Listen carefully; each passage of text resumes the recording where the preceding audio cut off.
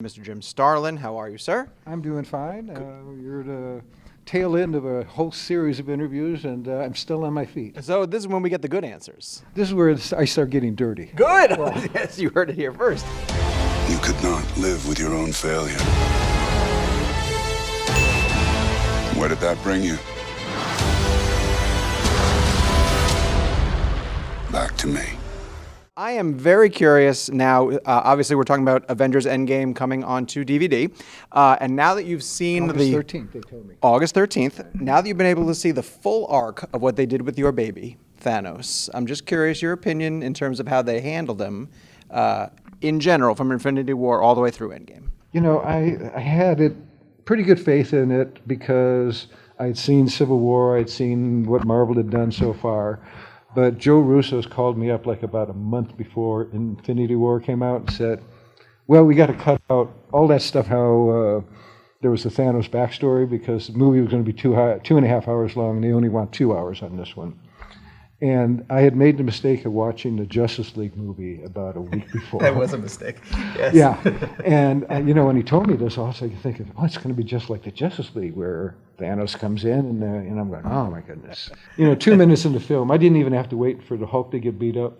I said, I'm fine. Don't worry. Enjoy the film. Really? Nice. Okay. That's a relief, right? Yeah, it was. Yeah. He looked very cool right from the start. Yeah. Oh, Brolin did a really good job. And the CG. Unbelievable job. Yeah. In fact, his movement and the cadence of his delivery was like, it seemed like he had been reading my mind and studying the comic books on how he moved. The moving in particular is what impressed me the most. Okay. Gotcha. And I know that you also said, and I didn't even think about this until I read it in an interview that you gave, that Thanos is such a successful creation, they'd be silly not to use him again, right? Because fans really reacted to him. Well, yes, and there's also the fact that they're introducing Warlock into the Marvel Universe, and there's some indication that they're going to go with the Magus storyline with Warlock. So I wouldn't be surprised to see him again. Well, that's what I'm going to say. If you could point fans to a storyline that you think that they should seek out next in preparation for, you know, where the movies might want to go with him, where would you send them?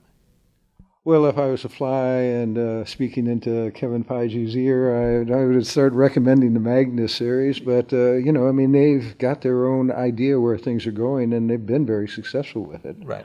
But, you know, like everybody else here, I'm just speculating as I go along. I haven't got any inside knowledge or anything like that. But if I were them, and the storyteller in me tells me that there's a good chance that we may see Thanos again. Well, when a villain works, like a Loki, you know, they find a way to sort of bring the villain back. Yeah, and that'll give them a chance to do Mistress Death after they've had a couple more Doctor Strange movies and people are more comfortable with sort of these abstract entities on movies. Right.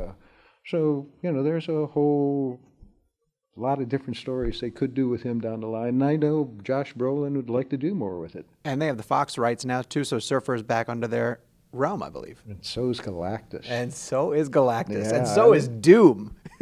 Doom, okay, but it's Galactus. You know, he came out as that dark cloud, and he's such a cool character. Right. You know, I just can't wait to see him on the screen. That's going to be really exciting.